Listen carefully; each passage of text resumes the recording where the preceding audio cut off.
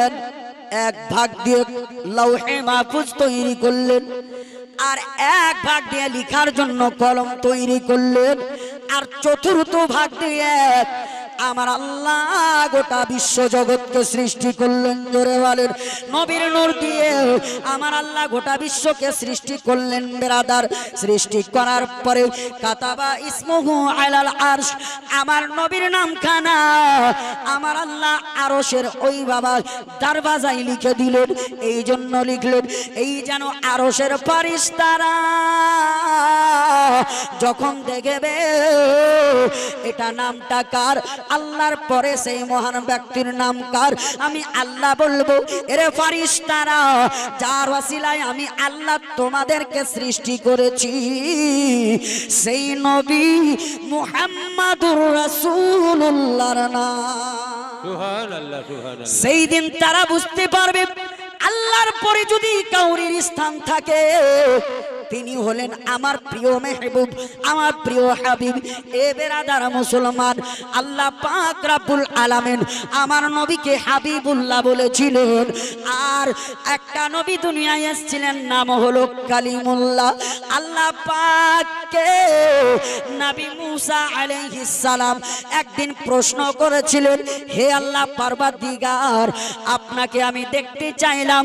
আপনি বললেন, মুসা রে, লা তারানি, তুমি আমারে দেখতে পাবে না। আমি আল্লাহ বললাম, আমি আল্লাহ বললাম তুমি আমারে দেখতে পারবে না, দেখার ক্ষমতা নাই, কিন্তু আপনি আমাকে দেখতে বারণ করছেন। কিন্তু একজনের জিকির বেশি বেশি করেন আপনি, আমি মুসার কানে আসে, তিনি হলেন মুহাম্মাদুর রাসূলুল্লাহ সাল্লাল্লাহু আলাইহি ওয়াসাল্লাম, এবং তাকে আপনি হাবিবুল্লাহ বলেন। ওগো আল্লাহ, আপনি আমার টাইটেল রেখেছেন কালিমুল্লাহ, আল্লাহর সঙ্গে হাম কালাম করনে वाला, আপনার সঙ্গে আমি কথা বলতে পারি। আর হাবিবুল্লাহ তার মানে কি আমি বুঝতে চাই, আমি একটু শুনতে চাই। সেই দিন আমার আল্লাহ বলেছিলেন, মুসা শোনো রে শোনো, হাবিবুল্লাহ নামে মানের অর্থ হলো এটা, হাবিবুল্লাহ হলেন তিনি, তুমি মুসা দুনিয়ার বুকে আমি আল্লাহকে দেখতে চেয়েছো, আমি আল্লাহ বলেছিলাম দেখতে পাবে না, কিন্তু আমার হাবিবুল্লাহ হলেন তিনি, যিনি শুয়ে আছেন উম্মে হানির ঘরে, আর আমি আল্লাহ ডেকে নিলাম আমার আরশের উপরে। ইনি হলেন হাবিবুল্লাহ, তুমি কালিমুল্লাহ, তুমি দুনিয়ার বুকে থেকে আমি আল্লাহকে দেখতে চাইছো। এবার তুর পাহাড়ে যখন চাপতে গেলে আমি আল্লাহ বললাম, মুসা জুতাটা খুলে পাহাড়ের ওপর চাপো। কেন? আমার ওই পাহাড়ের উপরে আমি আল্লাহর নূরের তাজাল্লি পড়বে, আমি আল্লাহর নূরের আলোটা পড়বে, এই জন্য তুমি জুতা নিয়ে চাপতে পাবে না ওই পাহাড়ে। কিন্তু মুসা রে, আমার হাবিবুল্লাহ তিনি দুনিয়ার কোন তুর পাহাড়ে নয়, মক্কা মদিনার অলিতে গলিতে নয়, আমার হাবিবুল্লাহ সাত তাবাক আসমান পার করে আমি আল্লাহর সিদরাতুল মুনতাহা থেকে 50,000 নুরানি পর্দাকে ছিদ্র করে আমি আল্লাহর আরশে আজিমে আসে। আর আমি আল্লাহর কাছে আসার সময় আমার হাবিব আমার আরশে জুতা খুলতে চাই, আমি আল্লাহ বলবো, এগো আমার হাবিবুল্লাহ, আপনি কালিমুল্লাহ নয়, আপনি হাবিবুল্লাহ, আপনি জুতা পরে আমি আল্লাহর আরশে উঠে যান, আপনার জুতার ধুলো দিয়ে আমি আল্লাহ আমার আরশকে ধন্য করবে। সুবহানাল্লাহ, সুবহানাল্লাহ। উনি হলেন কালিমুল্লাহ, যিনি তুর পাহাড়ে চাপতে গেলে আমি জুতা পরে চাপতে বারণ করলাম। আর হাবিবুল্লাহ তিনি দুনিয়ার কোনো পাথরের পাহাড়ে নয়, আমি আল্লাহর আরশে আজিমে চাপছেন, জুতা চড়ে চাপছেন। আর তুমি তো মুসা সামান্য আমার একটা নূরের তাজাল্লি দেখে তুমি বেহুশ হয়ে পড়ে গেলে, কিন্তু আমার হাবিব আমার নূরের তাজাল্লি দেখে নয়, আমি আল্লাহর সামনে আমার কুদরতি ফেস টু ফেস সাক্ষাৎ হয়েছে, জুড়ে বলে সুবহানাল্লাহ সুবহানাল্লাহ। ওই নবীর উম্মত আমরা। তাহলে আজকে আমরা সেই নবীর উম্মত হয়ে ধন্য কিনা? খুশি না নারাজ? খুশি। আজকে সেই নবীর শান মান আজকে আমাদের কাছে এক চুল পরিমাণ নেই। গুস্তাখে রাসূল মুখে যা আসে বলে দেয়, আমরা তাদের বিরুদ্ধে কিছুই করতে পারি না। আর একজন মুসলমান যদি কোনো হিন্দু ধর্মকে টার্গেট করে কিছু একটা মেসেজ শুধু মোবাইলের দ্বারা আপনার শেয়ার করে দেয়, সেটাই দেখে গোটা বিশ্বের কাফির এমন ভাবে হুঙ্কার দেয় যে মুসলমান আপনার জিন্দা একটা লাশ হয়ে থাকে, তাকে জেলখানায় বন্দি করে দেওয়া হয়। এই সবের কারণটা কি বাবা? এই সবের কারণ একটাই, আমাদের ঈমান আজকে দুর্বল হয়ে গেছে। জুড়ে বলেন কথা ঠিক না বেঠিক? ঠিক। ঈমান দুর্বল হয়ে গেছে। আজকে যদি ঈমান থাকতো, নবীর মহব্বত থাকতো, খোদার কসম বলি মুসলমান, আমাদের একটা হাত তো ভাঙা দূরের কথা, পা কেটে না অত দূরের কথা, সত্যিকারের যদি নবীর আশিক হতাম, একটা চুল কোনো মায়ের লাল বাঁকা করতে পারতো না। বিরাদার মুসলমান, দেখেন সেই নবীর নূরের শান কি। আল্লাহ বললেন, হাবিব আপনার নূরকে তৈরি করলাম, এবার আপনার নূরের সাদকাতে আমি কমবেশ 1 লক্ষ কিংবা 2,24,000 নবীর নূরকে তৈরি করেছি। আপনি একটু তাদের সঙ্গে সাক্ষাৎ করে আসেন, যেহেতু আপনিও নবী আর ওরাও নবী, আমি আপনার শান দেখাতে চাই তাদেরকে। আমার মহান আল্লাহ পাক রব্বুল আলামিনের আদেশ পেয়ে আমার নবীর নূরখানা বাবা ওই 1 লক্ষ বা 2,24,000 নবীদের কাছে যাচ্ছেন দেখা করার জন্য। যেমনই বাবা তাদের নিকটে হয়েছেন, আমার নবীর নূরের পাওয়ার কত রে বাবা, আমার নবীর নূরের তাজাল্লিটা কত শক্তিশালী। যেমনই আমার নবীজির নূরখানা তাদের দিকে বাবা আগ্রহ করেছেন, তাদের দিকে যেমনই আকর্ষণ হয়েছেন, তাদের দিকে যখনই দেখেছেন, সঙ্গে সঙ্গে সমস্ত নবীর নূরের ভোল্টেজ যেন কমে গেল। আমার নবীর নূর একখানা, আর সেই দিকে 1 লক্ষ কিংবা 2,24,000 নবীর নূর একদিকে। এত গালা নবী থাকার পরেও আমার নবীর একখানা নূরে তাদের নূরের ভোল্টেজটা কমে গেল। সেই দিন আমার নবীকে, সেই দিন আমার নবীর তাজাল্লিখানা দেখে আপনার ওই নবীগণ জিজ্ঞেস করেছিলেন আল্লাহকে, আল্লাহ এই নূরখানা কার? সেই দিন আমার আল্লাহ বলেছিলেন, হাদা নূর মুহাম্মদ ইবনে আব্দুল্লাহ সাল্লাল্লাহু আলাইহি ওয়াসাল্লাম। এই নূরখানা হলো আব্দুল্লাহর বেটা মুহাম্মাদুর রাসূলুল্লাহ। সেদিন আমার আল্লাহ বলেছিলেন, ওগো আদম থেকে নিয়ে ঈসা পর্যন্ত যত নবীর নূর আছো এক জায়গায়, সমস্ত নবীরা এই নবীর কলমা পড়ো। তারা সেই দিন বলেছিলেন, আল্লাহ যদি কলমা না পড়ি, আল্লাহ রব্বুল আলামিন সেই দিন বলেছিলেন, নবীগণেরা রে, তোমরা যদি আমার এই নবীর নূরের উপর কলমা না পড়ো, আমি আল্লাহ তোমাদেরকে নবুয়তের সার্টিফিকেট দেব না। এ মুসলমান, নূর তো তৈরি করেছেন, কিন্তু নবুয়তের সার্টিফিকেট দেব না। আজকে আমি মাওলানা যদি হই, একটা সানাদ থাকবে, আমার হুজুর মুফতি ডিগ্রি প্রাপ্ত হয়েছেন, একটা সানাদ আছে। আল্লাহ বলছেন, তোমাদের নূর তো তৈরি করেছি, কিন্তু আমার এই নবীর নূরের প্রতি ঈমান নিয়ে আসতে হবে। ঈমান যদি না নিয়ে এসো, তাহলে তোমাদেরকে নবুয়তের সার্টিফিকেটস দেব না। তাহলে ব্রাদার, সুবহানাল্লাহ, মাশাআল্লাহ, একজন বাইরে থেকে 500 টাকা এই পবিত্র মসজিদের জন্য দান করেছেন। দোয়া করতে বলেছেন, ইনশাআল্লাহ দোয়া হবে। তো আল্লাহ পাক তিনি যে আশা উদ্দেশ্য নিয়ে দান করেছেন আল্লাহ পাক যেন দানকে কবুল করেন। সকলে বলেন আমিন সুম্মা আমিন। ব্রাদার, একটা এলান করি আপনাদেরকে, এই ভাটিটোলা দালাল পাড়ার মানুষ এই জলসার উদ্দেশ্য কি? এই মসজিদটা বানানোর জন্য। টিনের বেড়া দিয়ে ঘেরা আছে মসজিদটা, ঠিক কিনা? তা আপনাদের সহযোগিতা অত্যন্ত জরুরি, প্রয়োজন।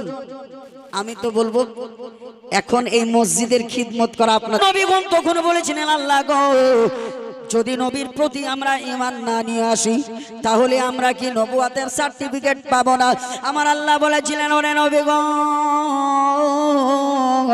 আমার নবীর ওসিলায় আমি আল্লাহ সৃষ্টি করেছি সারা জগৎকে, তোমাদেরকেও সৃষ্টি করেছি।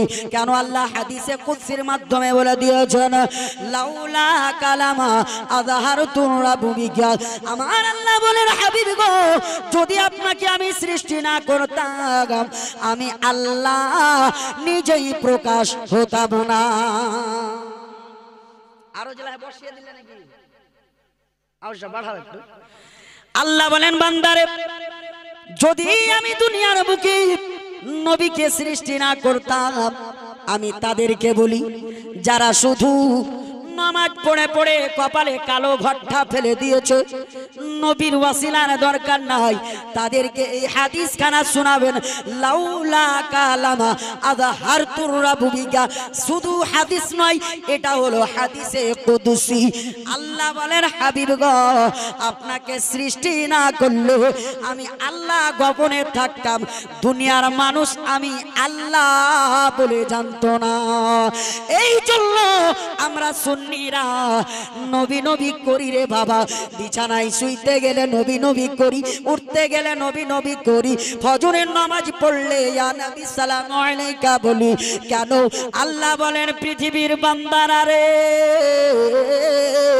তোমরা যদি আমি আল্লাহর কাছ থেকে কিছু ভালো মন্দ পেতে চাও, কিছু ভালো যদি নিতে চাও, আমার নবীকে ওয়াসিলা বানিয়ে আমি আল্লাহর কাছে দুয়া চাও। সুবহানাল্লাহ।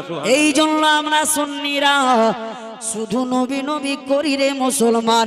এবার ওই নবী মুস্তাফার নূরখানাকে আমার আল্লাহ পাক সেখান থেকে নিজের কাছে নিয়ে এসে বললেন, রে নবীগুলো শোনো, আমার নবীর উপর তোমরা ঈমান নিয়ে এসো। তারা সবাই এক বাক্যে কলমা পড়েছিলেন, আর কলমা যখনই পড়লেন আল্লাহ তাদেরকে নবুয়তের সার্টিফিকেট দিয়ে দিলেন। হে আদম, তোমাকে নবুয়তের সার্টিফিকেট দিলাম। হে নূহ, আমি তোমাকে নবুয়তের সার্টিফিকেট দিলাম। হে শীষ, তোমাকে নবুয়তের সার্টিফিকেট দিলাম। এই করে কমবেশ 1,00,000 বা 2,24,000 পয়গম্বর যত যে ছিলেন বাবা, সকলকে নবুয়তের সার্টিফিকেট দিয়ে দিলেন। এবার আমার আল্লাহ এই পৃথিবীকে সৃষ্টি করার পর মানব জাতিকে সৃষ্টি করছেন বাবা।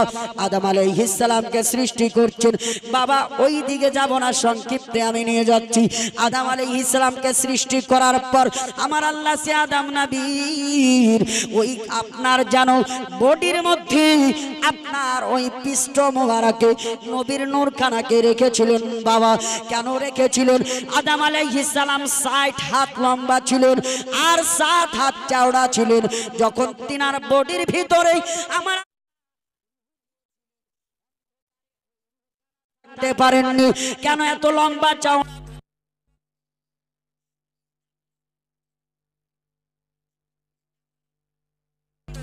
রূহখানা আছে? কারণ একটাই, আমার নবীর নূরের আলোতে আমাদের অন্তর, আমাদের ভিতর আলো আছে, তাই আমাদের রূহ আছে। জোরে বলেন আল্লাহ পাক সেই দিন আদম আলাইহিস সালামের পৃষ্ঠ মোবারকে সুবহানাল্লাহ সুবহানাল্লাহ মাশাআল্লাহ, নারায়ে তাকবীর, নারায়ে রিসালাত, মাশাআল্লাহ সুবহানাল্লাহ। বাপজান আমার মা বাবার নামে 400 টাকা করেছেন দান। আল্লাহ পাক যেন তার আব্বা মাকে জান্নাতবাসী করেন। জোরে বলেন আমিন সুম্মা আমিন। হে বেরাদার মুসলমান, এই রকম যোগ্য মায়ের যোগ্য বেটা আপনারা আছেন, অবশ্যই মা বাবার জন্য দান করে যাবেন। কেন? উনি নিজেই মুরব্বী হয়ে গেছেন, বয়স্ক হয়ে গেছেন, তবুও মা বাবার প্রতি এতটাই দয়া যে তিনি মা বাবার জন্য 400 টাকা দান করে গেলেন। আল্লাহ পাক যেন তিনার আব্বা মাকে জান্নাতবাসী করেন, জোরে বলেন আমিন সুম্মা আমিন। এবার মুসলমান, নবীর নূর যখন আদম আলাইহিস সালামের ওই পৃষ্ঠ মোবারকে আছে, ফারিস্তাগণ নবীর নূরের জিয়ারত করতেছেন। বাবা, ওই নবীর নূরের জিয়ারত করার জন্য সকল ফারিস্তারা আল্লাহর রাব্বুল আলামিনের নবী আদম আলাইহিস সালামের পিছনে আদবের সহিত বাবা আপনার যেন দাঁড়িয়ে আছেন।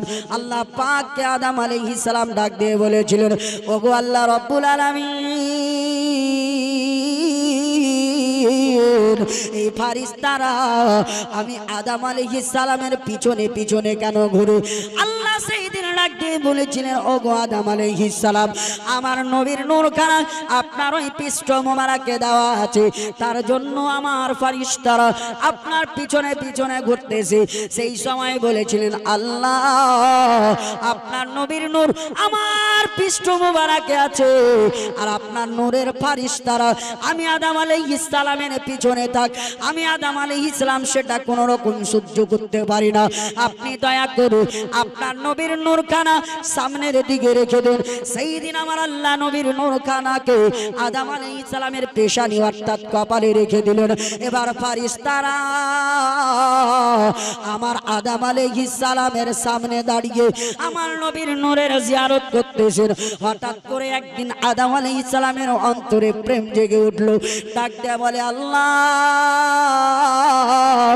আপনার হাবিবের নূরখানাকে এমন একটা জায়গায় রাখতে পারে যেখান থেকে আমি মহাব্বতে চুম্বন দিতে পারি এবং আমি দুই নয়নে দেখতে পারি।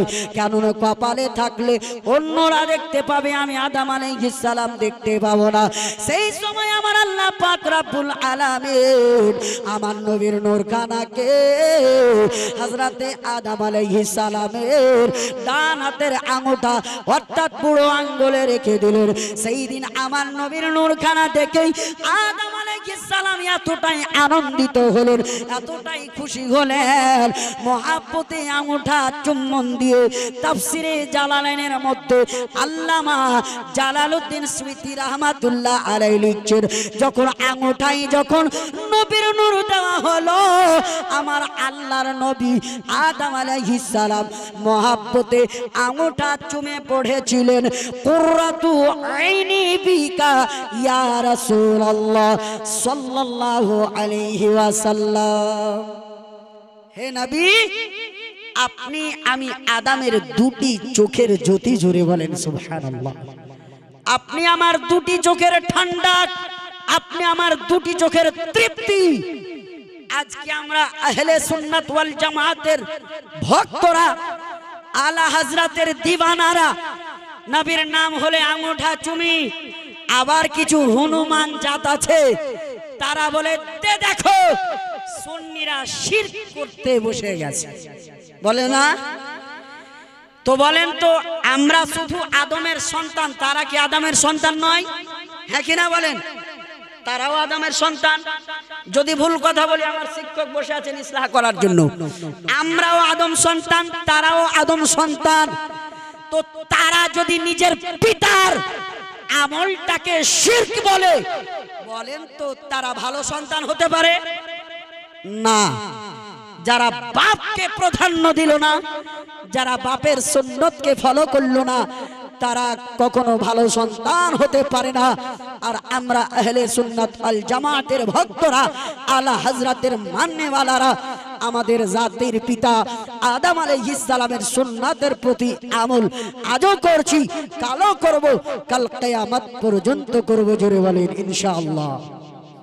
ব্রাদার মুসলমান, এবার সেই নূর খানাকে আল্লাহ পাক এক এক করে হযরতে আদম থেকে, হযরতে নূহ থেকে, হযরতে শীস, হযরতে ইদ্রিস, এইভাবে নূর এক এক করে পৌঁছাতে পৌঁছাতে বানু হাশিম তার কপালে দিলেন। তারপরে আপনার সেই নূরখানা দিলেন আমার নবীজির দাদু আব্দুল মুতাল্লিবের কপালে। ওই নূরখানা আব্দুল মুতাল্লিবের কাছে আছেন। 10টা মিনিট সেই হযরতে আব্দুল মুতাল্লিবের কথা শোনায় আপনাদেরকে। আল্লাহর নবীর দাদু আব্দুল মুতাল্লিব কাবা শরীফের মোতাওয়াল্লি ছিলেন, কাবা শরীফের দেখভাল ছিলেন। এই অবস্থায় একদিন তিনি কাবার ছাদের উপর শুয়ে আছেন, আর শুয়ে থাকতে থাকতে চোখটা বন্ধ হলো। স্বপ্নের মাধ্যমে দেখতেছেন একটা গাছ জমিন থেকে বেরিয়ে পড়লো। জোরে বলেন সুবহানাল্লাহ। হযরতে আব্দুল মুতাল্লিব তিনি দেখেন গাছখানা জমিন থেকে বের হলো মুসলমান, আর ওই গাছখানা জমিন থেকে বেরিয়ে যাওয়ার সাথে সাথে দেখতে দেখতে গাছখানা বড় হয়ে গেল। বাবা এত বড় হলো, এত বড় হলো, ওই গাছখানা যেন আকাশ পর্যন্ত ছুঁয়ে গেল। বাবা সঙ্গে সঙ্গে গাছটাতে ডাল তৈরি হলো। ওই গাছের ডাল কিছু পূর্ব দিকে গেল, কিছু পশ্চিম দিকে গেল, আর ওই গাছের যতগুলো পাত আছে ওই পাতাগুলো আকাশের তারকার মতো ঝিলমিল করতেছে। আব্দুল মুতাল্লিব দেখে ওই গাছটার পাতাগুলো আকাশের তারার মতো ঝিলমিল করতে আছে, আর ওই গাছটার যেন রূপ এত সুন্দর, যেই রকম গাছ আমি আব্দুল মুতাল্লিব দুনিয়ার বুকে কখনো দেখিনি।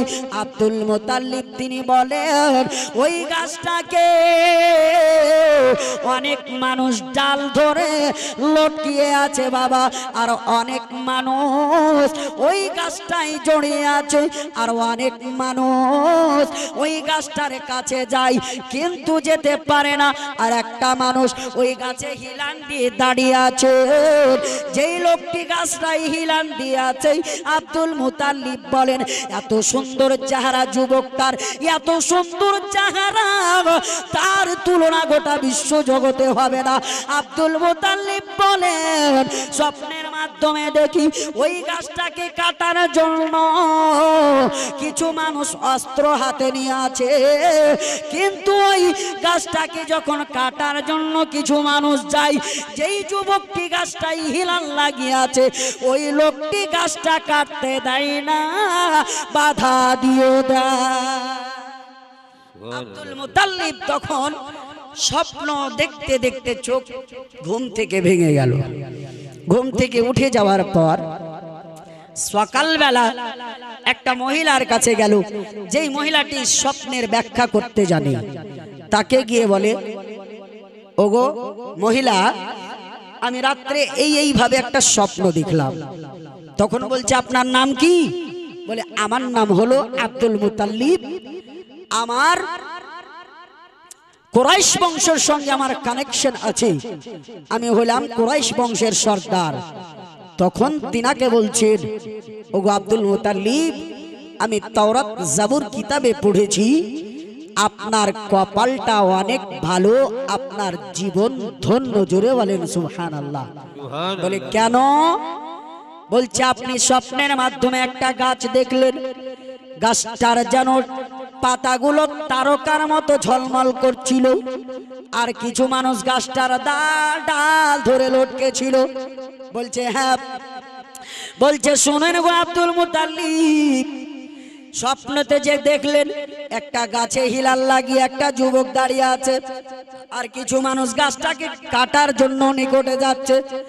ওগো আব্দুল মুতাল্লিব, আপনার বাড়িতে একখানা যুবক দুনিয়ার বুকে আসবেন নবী হয়ে, দুনিয়ার মানুষ তাকে আপনার মুহাম্মদ সাল্লাল্লাহু আলাইহি ওয়াসাল্লাম বলে জানবে, আকাশে হবে তার নাম আহমদ, এবং দুনিয়ার মানুষ তাকে, আরবের মানুষ তাকে আল আমিন সত্যবাদী বলে জানবে। ওগো আব্দুল মুতাল্লিব, ওই গাছটাকে যারা কাটতে যাচ্ছিল আপনি স্বপ্নে দেখলেন, ওই গাছটি কাটার মানে হলো আপনার পোতা ছিল ওই যুবকটি, যার তুলনা দুনিয়ার বুকে কাউরির সঙ্গে হয় না। ওই আপনার নূরে ভরা যেই যুবকটি ছিল ওই যুবকটি হবে আপনার পোতা, নাম হবে মুহাম্মাদুর রাসূলুল্লাহ। আর যে দেখলেন ওই গাছটার পাতা পূর্ব এবং পশ্চিম দিকে ঝুঁকে আছে, আপনার ওই পোতা ইসলাম প্রচার করবে, আপনার প্রতার কলমা পড়ে পূর্ব পশ্চিম দিকের মানুষ বেশি কলমা পড়বে। এবং যারা গাছটাকে কাটতে যাচ্ছিল ওই গাছটা হলো একটা দিনে ইসলাম। আপনার পোতা বাধা দিচ্ছিল, যুবকটি বাধা দিচ্ছিল। এর মানে হলো ওই ইসলামকে মিটানোর জন্য অনেক মানুষ চেষ্টা করবে, কিন্তু ওই বিশ্ব নেতা জীবনের বাজি দিবে, কিন্তু ইসলামকে দুনিয়া থেকে মিটাতে দিবে না। সুবহানাল্লাহ, সুবহানাল্লাহ। উনি ইসলামের রক্ষাকারী, উনি হবেন আপনার বাড়িতে জন্ম, আপনার বেটা আব্দুল্লাহর ঘরে আমিনার গর্ভ থেকে। জোরে বলেন সুবহানাল্লাহ। সুবহানাল্লাহ। হে বেরাদার মুসলমান, ওই সময় আব্দুল মুত্তালিব যেন খুশি হলেন। এ বেরাদার মুসলমান, আব্দুল মুত্তালিবের বাড়িতে 10টা থেকে 11টা সন্তান জন্মগ্রহণ করেছিলেন। জীবনে যদি আমি আপনার একদিক থেকে ধরতাম, এই যে কথাটি বলতে লাগলাম, নবীর নূর সৃষ্টি থেকে এখন পর্যন্ত এইটুকুন কথা 2 দিন বলতে হতো, বুঝতেই তো পারছেন, শর্ট টাইম। তো আল্লাহ পাক রব্বুল আলামিন আব্দুল মুত্তালিবের বাড়িতে 11 থেকে 10টি সন্তান দিয়েছিলেন। একটা সন্তান নাম ছিল আব্দুল্লাহ। আপনারা জীবনী কিন্তু খুবই শুনেন, আমি জানি এই এলাকায় জীবনী কিন্তু খুব ঘন ঘন হয়। তো ওই আব্দুল মুত্তালিব তিনি কে? আমার নবীর পিতা, আপনারা সকলেই জানেন। তো আব্দুল মুত্তালিব তিনার কপালে যখন নূরখানা আল্লাহ দিয়েছিলেন, তার দ্বারা অনেক অনেক কারামাত দুনিয়ার বুকে ঘটেছিল, আশ্চর্যজনক ঘটনা ঘটেছিল। আব্দুল মুত্তালিবের সন্তান ওই আব্দুল্লাহ, তার পেশা ছিল শিকার করা, কিন্তু আব্দুল্লাহ বলছেন আমার কপালে যখন সেই নূরে মুহাম্মাদি আসলো, আমি আব্দুল্লাহ পথ দিয়ে যদি হেঁটে যেতাম, তো রাস্তার ধারে যদি কোনো একটা শুকনো গাছ থাকতো, ওই শুকনো গাছটা আমার এই কপালে চমকে যাওয়া নূরখানার ছাটটা পেয়ে, ঝলক পেয়ে সঙ্গে সঙ্গে গাছখানা জীবিত হয়ে যেত। জোরে বলেন সুবহানাল্লাহ। এটা কার দ্বারা হচ্ছে? আব্দুল মুত্তালিবের পেশানিতে যে নূর আছে, সেই নূরের তাজাল্লিতে হচ্ছে। হযরতে আব্দুল্লাহ বলেন, আমি ওই নূরে মুহাম্মাদি কপালে নিয়ে রাস্তাঘাটে চলাফেরা করি না মুসলমান। হঠাৎ করে একদিন আমি পাহাড়ি এলাকায় যাতায়াত করতেছি। হঠাৎ করে একদিন ওই পাহাড়ের মধ্য থেকে যেন মানুষ কান্না করতেছে, যেমন সেই মতো কান্নার আওয়াজ আসতেছে, যেন ডুকরে ডুকরে কেউ কান্না করতেছে। হঠাৎ করে আমি আব্দুল্লাহ ডানে দেখলাম, বামে দেখলাম, সামনে দেখলাম, পিছনে দেখলাম, কান্না তো শুনতে পাই, কিন্তু কান্না কারনেওয়ালাকে আমি তাকে দেখতে পাই না। আব্দুল মুত্তালিব বলেন, আমি হযরতে আব্দুল্লাহ বলেন, আমি একটু এগিয়ে গেলাম। এগোতে এগোতে দেখতেছি একটা ছোট্ট পাথরের ঘর আছে, আর ওই পাথরের ঘরের মধ্যে 2টি মূর্তি আছে। আমি যখন ওই মূর্তিগুলোর নিকটে গেছি, আমার আল্লাহ ওই মূর্তিগুলোর মুখ খুলে দিয়েছে, আর আমাকে ডাক দিয়ে বলে, আব্দুল্লাহ গো, আপনার হাতে পায়ে ধরি আব্দুল্লাহ, আপনি দয়া করে আমাদের কাছে আসেন না। আপনি আমাদের কাছে আসলে আমাদের বড় কষ্ট হয়, আমাদের বড় দুঃখ হয়। ওই সময় আব্দুল্লাহ প্রশ্ন করলেন, কেন রে পাথরের মূর্তিরা, তোমরা কেন কষ্ট পাও? বলে, আপনার কপালে যেই নূরখানা চমকিতেছে, এই নূরখানা আমিনার গর্ভ থেকে মানব বেশে দুনিয়ার বুকে ইসলাম প্রচার করবেন, আর আমরা পাথরের পুতগুলোকে নিজের হাতে ভেঙে ভেঙে তছনছ করে দিবে, আমরা ধ্বংস হয়ে যাব। আমরা বরবাদ হয়ে যাব। এই জন্য আমাদেরকে ভয় লাগতেছে। হযরতে আব্দুল্লাহ বলেন, কখনো ওই নূরখানা আকাশের দিকে চলে যেত, আবার আকাশে কিছুক্ষণ থাকার পর আমি আব্দুল্লাহর কপালে চলে আসতো। এইভাবে আপনার দীর্ঘদিন যাওয়ার পর আব্দুল্লাহ বলেন, আমি যখন পথ যাত্রা করতাম আমাকে কখনো রোদ লাগতো না। ওই আকাশের মেঘগুলো আমি আব্দুল্লাহর মাথাতে ছায়া করতো ছাতার মতো। সুবহানাল্লাহ সুবহানাল্লাহ। বলে কেন? ওই কপালে নূরে মুহাম্মাদি চমকিতেছে, এই জন্য আমার মাথায় ছায়া করতেছেন। এ বেরাদার মুসলমান, এইদিকে আব্দুল মুতাল্লিবের টেনশন হয়ে গেল, আমার সবগুলো বেটার বিয়ে দিয়ে দিলাম, আব্দুল্লাহর বিয়ে দিতে হবে। এইদিকে আব্দুল্লাহর বাবা বিয়ে দেওয়ার জন্য, বাপ যতই বড় আপনার সন্তান হয়ে যান না কেন, বেটাকে মুখে ফুটে বলা যাবে না এরে বেটা তোমার বিয়ে দিব, বলা যাবে কি? কিন্তু এখনকার ছেলেরা বলে দিবে, আব্বা আমার বিয়ে দাও না তো আমি কাহরুর বেটি গেলে পালিয়ে যাব। ছেলেরা বলে দেয়, কিন্তু বাপ সাহস, মানে সাহস তো আছে কিন্তু লজ্জায় ছেলেকে বলতে পারবেন না, তুমি বিয়ে করবে নাকি, এই কথাটা কিন্তু বলতে পারবেন না বাপ ভুল করে কখনো। তো হযরতে আব্দুল মুত্তালিব মনে মনে ভাবছেন, বেটার বয়স 24 বছর হয়ে গেল, বিয়ে দিতে হবে। তো একদিন তিনজন আব্দুল্লাহর বন্ধু, এ চাচারা কোথায় যাচ্ছেন গো, আসবেন তো আবার? আচ্ছা, আব্দুল্লাহর তিনজন বন্ধুকে আব্দুল মুত্তালিব ডাক দিয়ে বলছেন, এ ভাতিজারা শোনো। বলে কি চাচা? বলে আমার বেটা দেখতে দেখতে 24 বছরের হয়ে গেল, তো তার তো বিয়ে দিতে হবে, তো আমি বাপ হয়ে কেমন করে বলবো, তো তোমরা একটু আব্দুল্লাহর কাছ থেকে খবরটা নিয়ে আসো যে সে বিয়েটা করবে কি করবে না।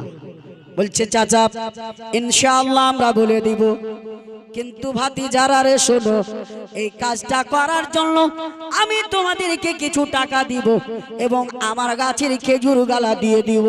তারা খুশি হয়ে আনন্দের মধ্যে বাবা রয়েছেন।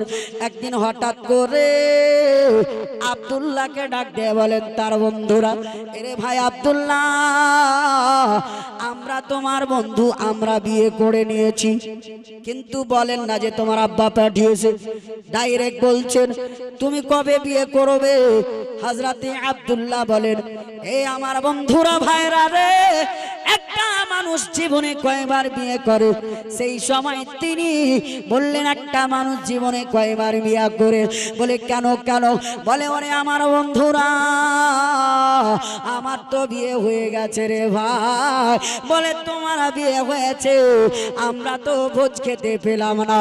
আব্দুল মুত্তালিব হলেন মক্কার সরদার, প্রত্যেকটা বেটার বিবাহ দিলেন ভোজ ভান্ডার করে।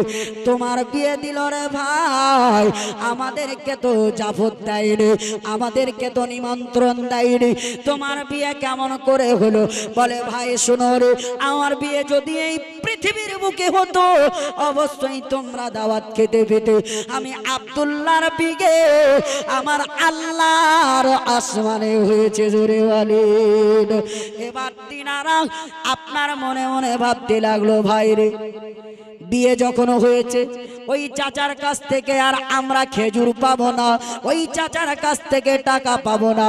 কিন্তু এক বন্ধু বলে, ভাই রে বিয়ে যখন হয়েছে, তার বউটার নাম কি? গ্রামের বেটি, তার শ্বশুরের নামটা কি? একবার তো আমাদের জানা দরকার।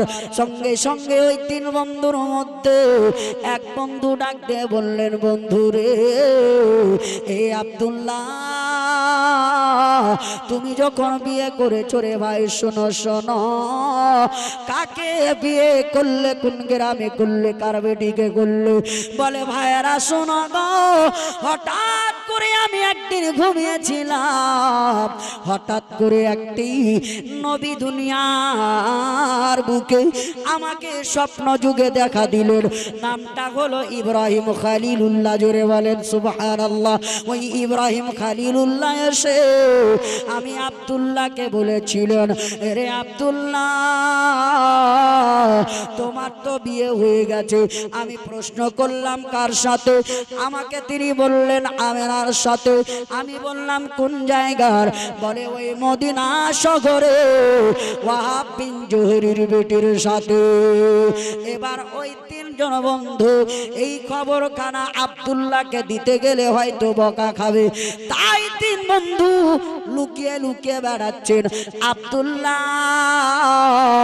এই দিকে নিঃসন্দেহে ঘুরে বেড়াচ্ছেন, বাবা শিকার করে বেড়াচ্ছেন। হঠাৎ করে ওই আব্দুল মুতাল্লিব ওই তিনজন বন্ধুকে ডাক দিয়ে বলে, ওরে ভাতিজারা শোনো শোনো। তারা ভয়কে থমকে দাঁড়িয়ে গেছে। চাচা, আপনি যেই দায়িত্বটা দিয়েছিলেন আমরা আপনার কাছে ভয় আসতে পারি। বলে, পাগলা, তোমাদেরকে আমি কি মারবো না কিছু বলবো? বলছে, চাচা যেটা আপনার বলেছিলেন আজকে সেই পুরোটা উল্টো হয়ে গেছে, ওই জন্য আমরা ভয় আপনাকে কিছু বলতে পারি না। বলে, কি হয়েছে? বলে, আপনি খবর নিতে পাঠিয়েছিলেন যে আপনার বেটা আব্দুল্লাহ বিয়ে করবে কিনা, কিন্তু চাচা গো কি আর বলবো, আপনার বেটা আব্দুল্লাহর তো বিয়ে হয়ে গেছে। জোরে বলেন সুবহানাল্লাহ। বলছে, চাচা আপনার বেটা আব্দুল্লাহ বিয়ে করে নিয়েছেন। বলে, এটা কেমন করে? আমি বাপ, আমি জানলাম না আব্দুল্লাহর বিয়ে হয়ে গেছে। তখন ওই চাচা আপনার আব্দুল্লাহর ওই বন্ধুরা বলতে লাগলেন, ওগো মক্কার সরদার, ওগো পবিত্র কাবা বাইতুল্লাহর রক্ষাকারী, ওগো আব্দুল মুতাল্লিব, আপনার বেটা এই দুনিয়ার কোন মক্কার কোন মহিলাকে বিয়ে করেননি। আপনার বেটা, আপনার ছেলে বিয়ে করেছে ওই মদিনা শহরে আপনার ওয়াহাব বিন জোহরির বেটিকে, কিন্তু তাদের বিয়ে দুনিয়ার কোন কোর্ট কাচারিতে হয়নি, দুনিয়ার কোন উকিলের কাছে হয়নি। আপনার ওই বেটার বিয়ে হয়েছে আমার আল্লাহর আসমানে। তখন তারা এই কথা যখন বলেছেন, আব্দুল মুতাল্লিবের মুখে হাসি ফুটে গেছে। জোরে বলে, যখন হাসি ফুটেছে তারা বলছে, যাক খেজুর পাবো। তাহলে ভাবছিলাম বকা খাবো, এখন আর বকা খেতে হবে না, খেজুরও খাবো আর টাকাও পাবো। তো বলছে, ভাতিজারে, তো যখন ওই মদিনায় আমার বেটার বিয়ে হয়েছে, তো আমাকে মদিনা গিয়ে তদন্ত নিতে হবে, ওয়াহাব বিন জোহরির বাড়িটা কোনটা। আব্দুল মুতাল্লিব সেই দিন বাবা চলে গেলেন। আপনার যেতে যেতে মক্কা থেকে মদিনার দূরত্ব আপনার 350 থেকে 400 কিলোমিটার দূর। ওই মক্কায় আপনার ওই মক্কা থেকে মদিনায় আব্দুল মুতাল্লিব যেতে যেতে যেতে যেতে বাবা যখন মদিনায় গিয়ে হাজির হয়ে গেছে, ওই মদিনায় যখন হাজির হয়ে গেলেন বাবা, ওই মদিনায় হাজির হয়ে যাওয়ার পর একজন ব্যক্তিকে জিজ্ঞেস করলেন, ভাই শুনুন গো, এই জায়গাতে ওয়াহাব বিন জোহরির বাড়ি কোনটা? এই মদিনায় ওয়াহাব বিন জোহরির বাড়ি কোনটা? তখন তিনি বলেছিলেন, ভাই গো, কেন ওয়াহাব বিন জোহরির বাড়ি আপনি কি করবেন? বলে, শুনেছি নাকি তার একটা বেটি আছে, ওই তার বেটির সাথে আমার ছেলের বিয়ে দিব। ওই সময় ওয়াহাব বিন জোহরি বললেন, আমার বেটির বিয়ে হয়ে গেছে। জোরে বলেন, আমার বেটির বিয়ে হয়ে গেছে। তখন আব্দুল মুতাল্লিব মনে মনে ভাবেন, ওই ভাতিজারাই আমাকে মিথ্যা কথা বলেছে নাকি? বলে, এত তাড়াতাড়ি ভরসা হারিয়ে দিলে হবে না। ও হাগো, আপনি বলেন, ওই আপনার বেটি আমেনার বিয়ে হয়েছে তো কোথায় হয়েছে, কার সাথে হয়েছে? বলে, আমি একদিন স্বপ্নের মাধ্যমে একজন নবীকে পেলাম, নবীটি আমার কাছে এসে আমাকে বলে গেছেন, ওগো ওয়াহাব বিন জোহরি, আপনার বেটির বিয়ে ওই মক্কার সরদার আব্দুল মুতাল্লিব কাবা শরীফের মোতাওয়াল্লি তিনার ছেলে আব্দুল্লাহর সাথে হয়ে গেছে। দুনিয়ার কোনো মানুষ যদি বিয়ের খবর নিয়ে আসে, কোনো হালাতেই বিয়ে হবে না। কেন? আমার আল্লাহ আব্দুল্লাহ ও আমেনার বিয়ে আসমানি জগতে পড়িয়ে দিয়েছেন। তখন আব্দুল মুতাল্লিব বললেন, ভাই ওয়াহাব বিন জোহরি গো, আমি হইলাম কাবা শরীফের মোতাওয়াল্লি, আমার নাম হলো আব্দুল মুতাল্লিব, আমার ছোট ছেলে আব্দুল্লাহর সঙ্গে আপনার বেটির বিয়ে হয়েছে। এই বলে দুইজন বাবা সন্ধিতে গলায় গলা লাগিয়ে আপনার ওয়াহাব বিন জোহরির বাড়িতে আমার নবীজির দাদু আব্দুল মুতাল্লিব খাওয়ান দাওয়ান করলেন। বাবা খাওয়া দাওয়ার করার পরে তিনাকে বললেন, ভাই গো, যখন ওই দুনিয়াতে আমার বেটার আপনার বেটির সঙ্গে বিয়ে হয়েছে, এই বিবাহতে দুনিয়ার মানুষ সন্তুষ্ট হবে না। আমি হইলাম কুরাইশ বংশের সর্দার, সবাই ভোজ ভান্ডার খেতে চাইবে। একটা দিন ফিক্স করে আপনার বেটির সঙ্গে আমার বেটায় আব্দুল্লাহর বিয়ে পড়া হবে। মুসলমান দিন তারিখ ঠিক হলো আপনার জিলহজ মাসের 9 তারিখ সোমবারের দিনে বিয়ের দিন তারিখ ঠিক হলো। এই দিকে আব্দুল মুতাল্লিব বাড়ি চলে আসলেন। বাবা আস্তে আস্তে বিয়ের দিনটি বাবা কাছে আসলো। হঠাৎ করে যেই দিন জিলহজ মাসের 9 তারিখ সোমবারের দিন, সেই দিন আব্দুল্লাহকে একটা বাবা তক্তার উপর বসিয়ে গোসল দেওয়ানো হচ্ছে।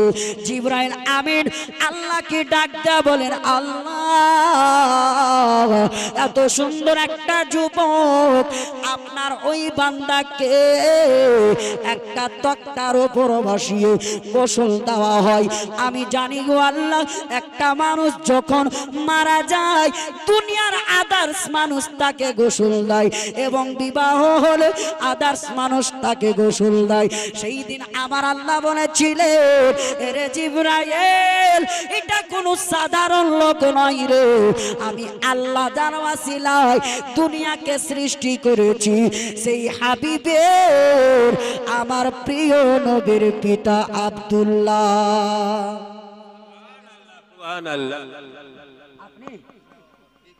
আপনার আচ্ছা, সুবহানাল্লাহ। শ্বশুরের নামে বেবি নামে একজন করেছেন বাবা 1000 টাকা দান। আল্লাহ পাক দানকে কবুল করেন, আমিন সুম্মা আমিন। এই ব্রাদার মুসলমান, আমি বক্তব্যটাকে একটু ব্রেক করে কয়েকটি ছন্দ পড়ছি। আর আপনারা যারা দান দিব বলে এসেছেন মসজিদটার দিকে দেখেন, বলতে হবে না, শুধু চাইতে হবে, চটচট করে আপনারা দিয়ে দিবেন। যেহেতু টিনের মসজিদ, এলাকা ঘুরে দেখেন একটাও মসজিদ কিন্তু টিনের নেই আপনাদের এলাকায়। আছে গো? মিথ্যা কথা বলছি কি? নাই। এই মসজিদ তৈরি করতে হবে। আমার একজন মা যদি থাকেন, যোগ্য মায়ের যোগ্য বেটি, ভালো ঘরের ভালো স্বামীর ভালো স্ত্রী, আমার একজন মা 1000 টাকা কেউ দিতে পারবেন? আল্লাহর ঘর মসজিদ তৈরি হবে মা। এই ভাঙা মসজিদ, ভাঙা তো নয় কিন্তু টিনের, কিন্তু এলাকা হিসাবে একবারে ভাঙাই মনে করতে হবে নাকি? তো একজন মা আমার 1000 টাকা আর দুইজন বাপ আমার 1000 টাকা করে আছেন কেউ? এই আল্লাহর ঘর মসজিদ তৈরি করতে হবে। ছন্দে কি বলছে কবি জানেন? কে নামাজে পড়ো, রোজা রাখো, তাজা করো ঈমান মোরা, সুন্নি মুসলমান মোরা, সুন্নি মুসলমান মোরা, সুন্নি মুসলমান মোরা, সুন্নি মুসলমান। কে নামাজ পড়ো, রোজা রাখো, তাজা করো ঈমান মোরা, সুন্নি মুসলমান মোরা, সুন্নি মুসলমান মোরা, সুন্নি মুসলমান। কে রোজ হাসরে আল্লাহ যখন বিচার করিবে, সর্বপ্রথম নামাজেরই হিসাব নেবে কে রোজ হাসরে আল্লাহ যখন বিচার করিবে সর্বপ্রথম নামাজেরই হিসাব নেবে হুঁশিয়ার সাবধান নামাজে দাঁড়ান হুঁশিয়ার সাবধান নামাজে দাঁড়ান দূর করো শয়তান ওগো সুন্নি মুসলমান মোরা সুন্নি মুসলমান মোরা মোরা সুন্নি মুসলমান মোরা সুন্নি মুসলমান কি আমল যদি ঠিক না থাকে শোনো মুমিন ভাই নামাজ রোজা হজ যাকাত কোনো মূল্য না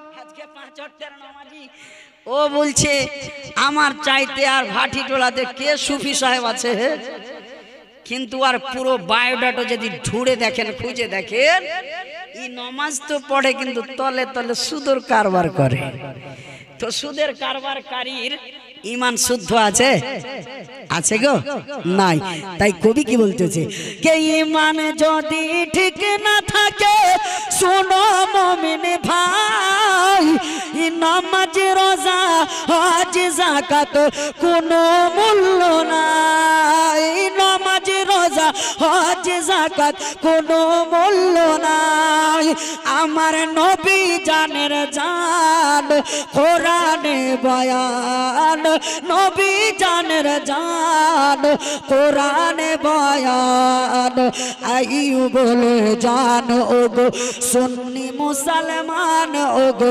সুন্নি মুসলমান মোরা সুন্নি মুসলমান মোরা সুন্নি মুসলমান মোরা সুন্নি মুসলমান শেষ ছন্দে কবি কি বলে মহব্বতে শুনেন কে হাইয়া আলাস সালা বলে যখন আজান পুকারে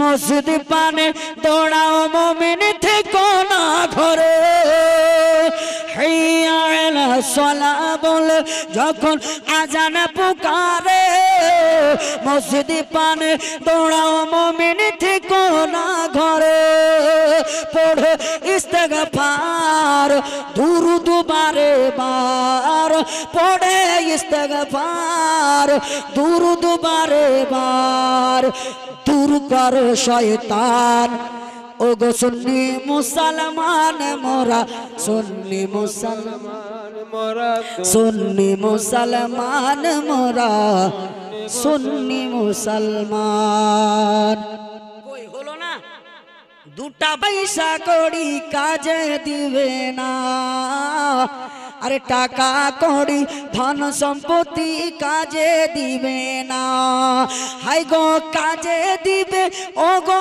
বন্ধু আমল খানা ডাইনে বামে মাটি আমার জানেন না গল্পটা ডাইনে বামে মাটি আমার মাটির বিছানা ডাইনে বামে মাটি আমার মাটির বিছানা আমি চলে যাব আমায় তোমরা ভুলে যেও না আমি চলে যাব আমায় তোমরা ভুলে যেও না ডাইনে বামে মাটি আমার মাটির বিছানা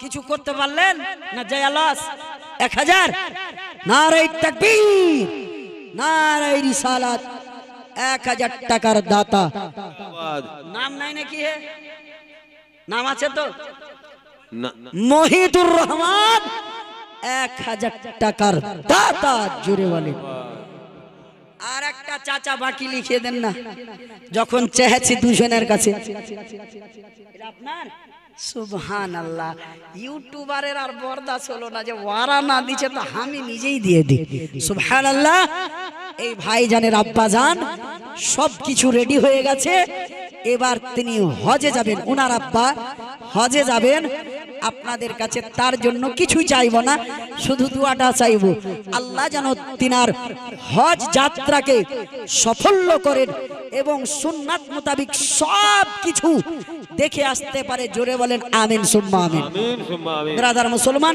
ভাইজান আমার দিয়েছেন 100 টাকা দান, আল্লাহ পাক যেন তার পূর্ণ করে মনের আরমান। সুবহানাল্লাহ। এইদিকে হ্যালো, সুবহানাল্লাহ, মাশাআল্লাহ। আরেকজন বাকি লিখিয়ে দেন না, আমি বক্তব্যটা দেব। তার যেন বিবাহ হচ্ছেন বাবা। জিবরাইল বলেন আল্লাহ গো, এই যুবকটি দেখতে এত সুন্দর, আজকে থেকে অন্য কেউ কেন গোসল দেয়? বলে শোনো রে শোনো জিবরাইল, ইনি হলেন আমার বিশ্ব নবীর বাবা, আজকে তিনার হবে বিবাহ, এই জন্য আজকে তাকে অন্য কেউ গোসল দিতেছে। এইভাবে তারা যেন আল্লাহ পাক রব্বুল আলামিনকে জিবরাইল আমিন বলতে লাগলেন, ওগো আল্লাহ পারওয়ারদিগার, আপনি আমাকে যখন যেটা হুকুম দিয়েছেন আমি সেটাই করেছি, কিন্তু আল্লাহ আজকে আমি একটু আপনার কাছ থেকে ডিউটি থেকে ছুটি চাই। বলে কেন? বলে ওগো আল্লাহ পারওয়ারদিগার, আপনার হাবিবের পিতারা বিয়ে, আমি জিবরাইলের ইচ্ছা হয় ওই বিয়েতে বরযাত্রী হিসাবে অংশগ্রহণ করি। হঠাৎ করে আপনার জিবরাইল আমিন ছুটি নিলেন, এবার চলে আসলেন হযরতে মিকাইল আলাইহিস সালাম। আল্লাহ গো আমাকেও ছুটি দিয়ে দিন। হযরতে মিকাইল আলাইহিস সালাম তিনিও ছুটি নিয়ে নিলেন। হযরতে ইসরাফিল আলাইহিস সালাম তিনিও ছুটি নিয়ে নিলেন। সুবহানাল্লাহ। আর একজন মা আমার করেছেন 1500 টাকা দান, আল্লাহ দানকে কবুল করেন পাক। সুবহান আমিন সুম্মা আমিন। এবার শেষের বেলা মালাকুল মউত আল্লাহকে ডাক দেয়া বলেন, আল্লাহ প্রত্যেকদিন আপনার মাখলুকদের আমি রূহ কবজ করি, আজকে আমি চাই নবীর আব্বার যখন বিয়ে হচ্ছে গোটা বিশ্ব জগতের মাখলুকদের রূহ কবজ করা আমি বন্ধ করে দিই, আমাকেও ছুটি দেন। যখন জিবরাইল আমিন ছুটি নিল, ইসরাফিল আলাইহিস সালাম ছুটি নিল, মিকাইল আলাইহিস সালাম যখন ছুটি নিল, আমিও ছুটি নিব। বিখ্যাত 4 জন ফেরেশতা ছুটি নিয়ে বরযাত্রী হিসাবে আসতেছেন বাবা। হঠাৎ করে ওই জান্নাতের হুরগুলো আমার আল্লাহকে ডাক দেয়া বলেন, আল্লাহ গো আমরাও ছুটি নিব। বলে হুরেরা রে তোমরা কেন যাবে? বলে আল্লাহ আপনার নবীর পিতা আব্দুল্লাহর বিয়ে, আমরা ওই হুরগুলো আপনার আব্দুল্লাহ যখন বর্ষে যে আপনার পালকিতে চড়বে, আমরা হুরগুলো জান্নাতি ফুল নিয়ে গিয়ে আব্দুল্লাহ এবং আমেনার গায়ে ছড়তে থাকবো। এবার গিলেমান পুরুষ জাতেরা আল্লাহকে ডাক দিয়ে বলেন, আল্লাহ হুর নারী জাতিরা ছুটি নিল, গিলেমান এবার পুরুষ জাতিরা বলেন আমরাও ছুটি নিব। বলে কেন? বলে আপনার নবীর মা আমেনার পবিত্র কদমের নিচের ধুলোগুলো নিয়ে আমরা জানো আপনার সুরমা রূপে চোখে ব্যবহার করব। এবার মুসলমান হুর গিলেমান ফেরেশতাগণ চলে আসলেন বরযাত্রী হিসেবে, আর ওই হুরগুলো আসলেন বাবা ডুলি বিবি হিসাবে। আসার পরে এবার জানো আপনার আব্দুল্লাহর বিয়ের বরযাত্রী আপনার ওয়াহাব বিন জোহরির বাড়িতে পৌঁছে গেল। পৌঁছে যাওয়ার পর সেখানে সমস্ত মানুষকে বাবা সুন্দরভাবে খিলান দিলান করা হলো। যখন বিদায় নিয়ে আসবে হযরতে আব্দুল মুতাল্লিবকে ওয়াহাব বিন জোহরি বলেছিলেন, ওগো আমার ভাইজান আব্দুল মুতাল্লিব, আপনার কাছে আমি কিছুই চাইনি, কিন্তু একটা জিনিস চাইবো, আমার বেটি বিদায় হবে, এখন আপনার কাছে একটা জিনিস চাইবো। বলে কি?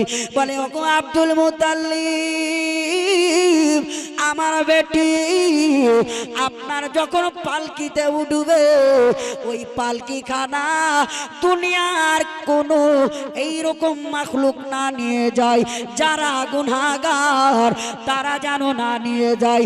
তখন আপনার জানো আব্দুল মুতাল্লিব বলেছিলেন, আমি হইলাম মক্কার সর্দার, আমি যদি একবার ইশারা করি হাজার হাজার শত শত মানুষ পালকি ধরার জন্য চলে আসবে। কিন্তু একটা দুঃখের বিষয় ওয়াহাব বিন জোহরি নিষ্পাপ কাকে আমি দেখব, কে গুনাহগার নয়, কার আমলে গুনাহ নাই, এই রকম আমি কাকে পাবো? আমার নজরেতে এই রকম কেউ নেই। আমার আল্লাহ ডাক দিয়ে বললেন, জিবরাইল রে, তোমরা চারজন বিখ্যাত ফারিস্তা যখন গেছ,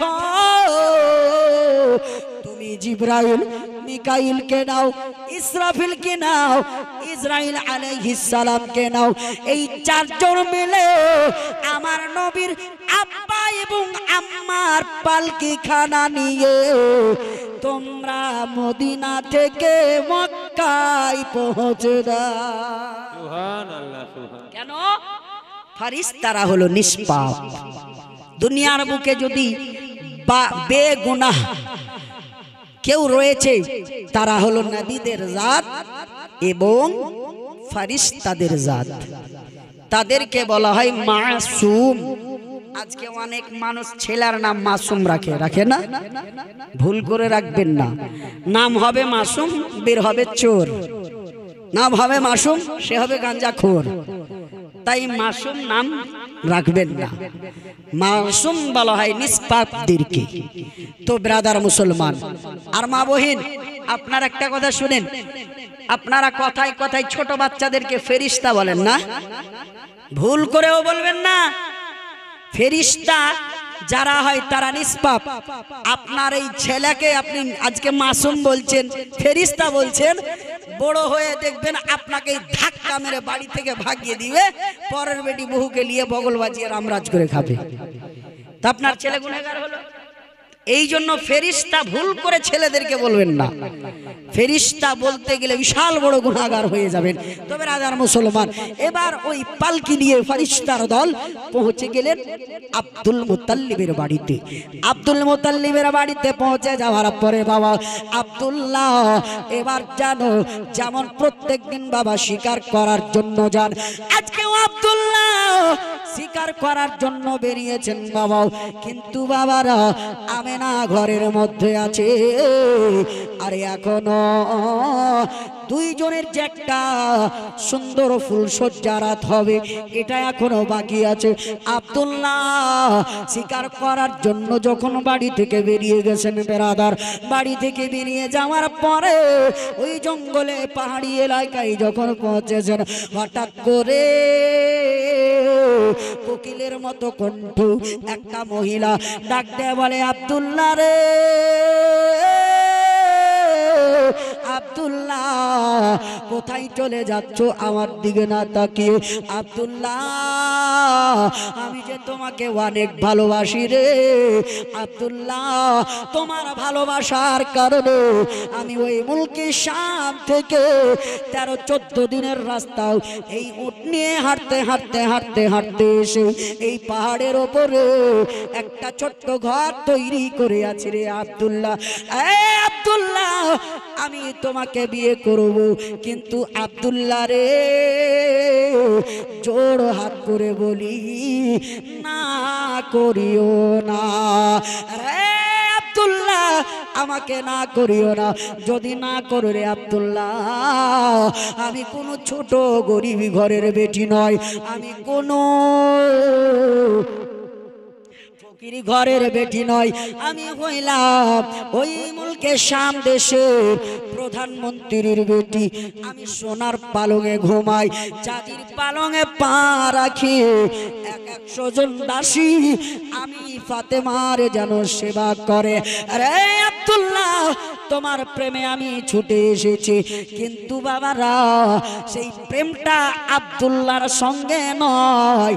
কপালে যে নূর চমকিতেছে, ওই নূরের অধিকারী হওয়ার জন্য ওই ফাতেমা আব্বার ধন সম্পদ ছেড়ে মক্কায় এসেছে। কেন আমি যদি আজকে এই আব্দুল্লাহর সঙ্গে একবার শারীরিক সম্পর্ক করতে পারি, একবার মিলামিশা করতে পারি, আমি তাওরাত কিতাবে পড়েছি আব্দুল্লাহর কপালের নূরখানা আমার গর্ভে আসবে। যেই নবীর তুলনা গোটা বিশ্ব জগতে নাই, আমি হব সেই নবীর মা, এই জন্য সে এসেছে। ওই সময় আব্দুল্লাহ বললেন, এরে ফাতেমা, আমি তোমাকে কোনো উত্তর দিব না, উত্তর দিব না। কেন? বাড়িতে আমার আব্বা আছে। কেন বললেন না? আপনি বলবেন আব্দুল্লাহ এখনই বিয়ে করলো, ফাতেমা আমেনাকে বিয়ে করলো, আর ফাতেমা দেখতে খুব সুন্দর, তাই নাকি আর একটা বিয়ে করব মনে করেছে। এই জন্য হয়তো আব্দুল্লাহ আর কোনো উত্তর দিল না। না রে না, মেয়েটা আগেই বলেছে, কথা মনে রাখবেন। এই আব্দুল্লাহ, তুমি যদি না করো রে, তুমি যদি বলো বিয়ে করব না, আমি আমার জীবনটা রাখবো না। আব্দুল্লাহ মনে মনে ভাবলেন, আমি যদি এখন নিজের ইচ্ছাই বলে দিই আমার বিয়ে হয়ে গেছে কিংবা আমি বিয়ে করব না, তাহলে মেয়েটি মারা যাবে। কিন্তু আব্দুল্লাহ কোনো উত্তর না দিয়ে বাবা চলে গেলেন আপনার শিকার করতে। শিকার করে আসার পর আপনার আমার আল্লাহ বলে, আব্দুল্লাহ রে, তুমি যাকে বিয়ে করে নিয়ে এসেছ, ওই মক্কার রানী, ওই মদিনার রানী ওয়াহাব চৌধুরীর বেটিকে, তাকে তুমি ঘরে রেখে শিকার করে বেড়াচ্ছ রে। তুমি তাকে তোমার হকটা দিয়ে দাও, তার হক তুমি দাও, তোমার হক তুমি নাও। আরে আব্দুল্লাহ,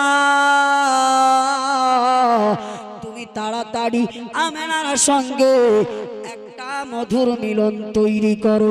কেন? আমার আল্লাহ জানেন, যদি এখন আমেনার সঙ্গে মিলনটা না হয়, ওই মহিলাটি আব্দুল্লাহকে প্রেমের জালে ফাঁসাবে।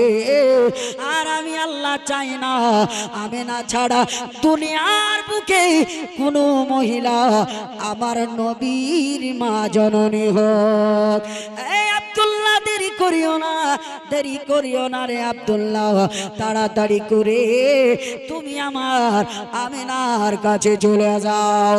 বাবারা, আব্দুল্লাহ সুন্দরভাবে পরিষ্কার পরিচ্ছন্নতা অর্জন করে আমেনার ঘরে প্রবেশ করলেন। বাবা, আমেনা সুন্দরভাবে মহারানীর মতো সেজে বসে আছিলেন। বাবা, যখনই স্বামী আপনার ঘরের ভিতরে আব্দুল্লাহ প্রবেশ করেছে, সঙ্গে সঙ্গে আমার নবীর আব্বা ঘরের ভিতরে ঢোকার সাথে সাথে আমেনা আদবের সহিত দাঁড়িয়ে সালাম দিয়ে দিয়েছে। সুবহানাল্লাহ। মা খালারা, শুনে যান, রাতের বেলা যেই দিন আপনার স্বামী আপনার সঙ্গে প্রথম সাক্ষাতের জন্য ফুল সজ্জার রাতটাকে, যেটাকে বাসর রাত বলা হয়, ওই রাত্রে যদি আপনার স্বামীকে দেখে হুট করে দাঁড়িয়ে সালাম দেন, অবশ্যই আপনার স্বামী বলবে, মেয়েটা হলো সুন্দর শিক্ষিত ঘরের নারী, আদব কায়দা ভালো আছে। আর কিছু মা আছে, কিছু বোন আছে, স্বামী আসুক বানায় আসুক, আমার কোনো যায় আসে না। যদিও স্বামী ঢুকলো ঘরে, বসে আছে পরের মতো, মনে হয় তার সঙ্গে তারা বিবাহ হয়নি। কিন্তু মায়েরা রে, ভুল করে এরকম করবে না। স্বামী যখন কাজ থেকে বাড়ি ফিরবে রে মা, সুন্দর করে আঁচলটাকে ঝেড়ে নিয়ে রে মা, এই আঁচলখানা দিয়ে স্বামীকে একখানা কুরসি কিংবা টুল দিয়ে, টুল আপনার দিয়ে বসিয়ে দিবেন। বসিয়ে দিয়ে আঁচলখানা দিয়ে স্বামীর এই কপালের ঘামখানা মুছে দিবেন। ঘামখানা মুছে দেওয়ার পর স্বামীর জন্য চট করে এক গ্লাস পানি এনে স্বামীকে বলবেন, স্বামী গো সারাটা দিন বাড়ির বাইরে থাকলেন, কেমন ভাবে দিন কাটলো? ইনশাআল্লাহ আপনার স্বামী আপনার এই ব্যবহারটা দেখে এতটাই খুশি হবে, এতটাই খুশি হবে। নবী বলেন স্ত্রীর প্রতি যখন স্বামী খুশি হয়ে যাবে আমার আল্লাহ খুশি হয়, আল্লাহ খুশি হলে আমি নবী খুশি হব।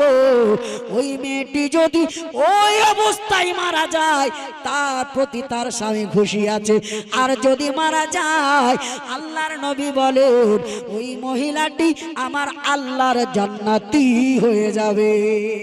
সুবহানাল্লাহ, সুবহানাল্লাহ। এখনকার স্বামী স্ত্রীর তো ঝগড়াই ছোটে না। হ্যাঁ, জালসা করে বাড়ি যাব, উঠে কট্টি দিয়েছিল জি একটি, তুমি কিনে গেলে এত কম দামে, আমি করবো কামাই 10 টাকাই করলাম কি 20 টাকাই করলাম, ও আবার নাক গলাবে। এই তো অবস্থা মহিলাদের। হে বেরাদার মুসলমান, স্বামীর সেবা করবেন। কেন নবী বলেছেন, আমার কাছে কোনো মহিলা এসে প্রশ্ন করেছিলেন, ইয়া রাসূলুল্লাহ আপনার গোলাম আমার স্বামী যুদ্ধের মাঠে গেছে আর আমার আব্বা অসুস্থ আছে, আমার স্বামী আমাকে যাওয়ার টাইমে বলে গেছেন আমি যতক্ষণ যুদ্ধ থেকে না ফিরবো তুমি কাউরির বাড়ি যাবে না। স্বামী গো আজকে আমার আব্বা অসুস্থ, স্বামী বাড়ি থেকে বের হতে বারণ করেছেন, আপনি তো বিশ্ব নেতা, আপনি যা চাইবেন তাই হবে। সেই দিন নবী আমার বলেছিলেন, এ মহিলা শুনো, আমি যদি হই বিশ্ব জাহানের নেতা, সব জিনিসের আল্লাহ আমাকে অধিকার দিয়েছে, কিন্তু একজন নারী তার স্বামীর বিনা অনুমতিতে যে কোথায় যাবে এর দায়িত্ব আমি রাসূলুল্লাহ দিব না। জুড়ে বলে, এর দায়িত্ব আমি রাসূল নিতে পারবো না। কেন? আমি রাসূলের আগে তোমার স্বামীর দায়িত্বটা পূর্ণ করা তোমার জন্য ফরজ। জুড়ে বলে, তাহলে মুসলমান আছে আমরা কোথায়? আজকে যদি স্বামী জিজ্ঞেস করে আমি যতক্ষণ না আসবো, যদি বলে যায় আমি পীরগঞ্জ গেলাম, আমি যতক্ষণ না আসবো এখানেই বসে থাকো, তো কোনো মহিলা আসবে, হ্যাঁ গে তোর স্বামীটা ফের কেমন, কারোর বাড়ি যাইতে দেয় না, ই মানে উস্কানি দিয়ে আরো একে বম ফুলা করে ফুলিয়ে দিচ্ছে। আর ই পাগলির বেটি পাগলি ফের ওর কথা শুনে ই তখন বলছে আর তোমার ভাত খাবো না, এইরকম ভাবে কারাগারে বন্দী থাকবো না। দেখেন কিভাবে নিজের জান্নাতটাকে জাহান্নাম করছে মা বোনেরা আমার। এবার আদার মুসলমান, আব্দুল্লাহকে দেখে আমেনা দাঁড়িয়ে গেলেন আর সুন্দরভাবে হাতে শরবত কিংবা দুধ নিয়েছিলেন, স্বামীকে দিলেন।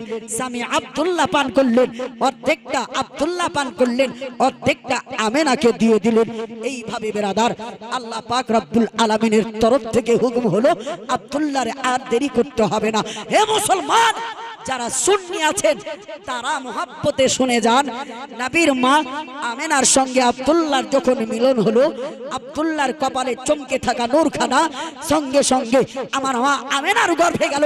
যেমনই আমেনার গর্ভে যাওয়া মাকামে নবুয়ত কিতাবের মধ্যে পাওয়া গেছে, আমার নবীর নূর আমেনার গর্ভে যাওয়ার সাথে সাথে মক্কার আরবের যতগুলো মাছের প্রাণী ছিল, যতগুলো চোপাইয়া জানোয়ার ছিল, জঙ্গলের সিংহ প্রাণীগুলো, আপনার বাঘগুলো একে অপরকে সুসংবাদ দিতে লেগেছে, শোনো গো আজকে আব্দুল্লাহর কপাল থেকে আমেনার গর্ভে আমার নবী মুনতাকিল হয়েছে। জোরে বলে সুবহানাল্লাহ, সুবহানাল্লাহ। এইভাবে তারা একে অপরকে সুসংবাদ দিতেছে। এবার এই খবরখানা আকাশে বাতাসে বাবা ছড়িয়ে যাচ্ছে আপনার চতুর্দিকে। এইভাবে খবরখানা চতুর্দিকে যখন ছড়িয়ে গেল, পশু পাখিদের কানে কানে চলে গেল। এইদিকে আছেন আব্দুল্লাহ, দ্বিতীয় দিনে গেছেন বাবা ওই আপনার শিকার করার জন্য। আপনার জানো ওই ফাতেমা মেয়েটি ওই পাহাড়ের ওপরে আপনার আব্দুল্লাহর অপেক্ষায় আছে। কেন? আব্দুল্লাহ বলে গেছিলেন আমি গতকাল আগামীকালকে এসে তোমাকে বলবো বিয়ের কথাটা, কিন্তু যখন আব্দুল্লাহ এসেছে আব্দুল্লাহর জগের দিকে যখন ওই ফাতেমার নজরটা পড়েছে, ওই ফাতেমা ডুকরে ডুকরে কেঁদে বলল, ওরে আমি আব্দুল্লাহ, আব্দুল্লাহ রে, তুমি কেন আমার সাথে এত বড় গাদ্দারি করলে? বলে কেন গো কেন? বলে ওগো আব্দুল্লাহ, বলো বলো সত্য কথা বলো, যেদিন তোমার সঙ্গে কালকে সাক্ষাৎ হলো তোমার কপালে নূরখানা চমকেতেছিল গো আব্দুল্লাহ, আজকে তোমার কপালের নূরখানা কোথায় গেল? আব্দুল্লাহ বলো গো তোমার কি বিয়ে হয়ে গেছে? আব্দুল্লাহ মিথ্যা কথা বলতে পারলেন না, বললেন ওরে ফাতেমা, আমার বিয়ে হয়ে গেছে আমেনার সঙ্গে। ওই সময় ফাতেমা বললেন আমি আমেনার সঙ্গে গাদ্দারি করতে চেয়েছিলাম, কেন? আমি ওই তাওরাত কিতাবে পড়েছিলাম, ওই তাওরাত কিতাবে পড়েছিলাম যিনি হবেন নবী মুহাম্মদ, পিতার নাম হবে আব্দুল্লাহ, মায়ের নাম হবে আমেনা। কিন্তু আমি মনে মনে ভেবেছিলাম আমেনার আগে যদি আমি তোমাকে আপন করতে পারি তাহলে তুমি হবে নবীর পিতা, আমি ফাতেমা হব নবীর আম্মা। কিন্তু আমি পারলাম না, আমি হেরে গেলাম। আমি ধমকি দিয়েছিলাম আব্দুল্লাহ তুমি যদি বিয়ে না করো আমি মরে যাব, কিন্তু আমার মিথ্যা কৌশলটা কাজ দিল না। এইভাবে বাবারা আপনার জানো আব্দুল্লাহ এইভাবে স্বীকার করে যান। হঠাৎ করে হারিসকে ডাক দিয়ে বলেন আব্দুল মুত্তালিব, বলে বেটা হারিস রে, সবাই তোমরা ব্যবসার জন্য যাচ্ছ রে বেটা, আর তোমরা একাই একাই যেও না, আমার বেটা আব্দুল্লাহ বিয়ে করেছে রে বেটা, আমার আব্দুল্লাহ আমেনাকে নিয়ে একটা সংসার তৈরি করেছে, আমেনাকে খাবার দিতে হবে, পোশাক দিতে হবে, আমার ওই বেটাকেও তোমরা ব্যবসার জন্য নিয়ে যাবে। ও মা খালারা, মহাব্বতের সাথে বসেন গো মায়েরা, কষ্টের ঘটনা আসতেছে সামনে। এবার আব্দুল্লাহকে নিয়ে যাওয়ার জন্য ব্যবসায় আপনার আব্বাজান হারিসকে, আপনার আমিরে হামজাকে, আপনার হযরতে আব্বাসকে এবং আবু তালিবকে, আপনারা সমস্ত বেটাদেরকে আহ্বান জানালো, বেটারা রে আব্দুল্লাহকেও সঙ্গে নিয়ে যেতে হবে। সেই দিন আব্দুল মুত্তালিবের কথা শুনে তিনার বেটারা বলেছিলেন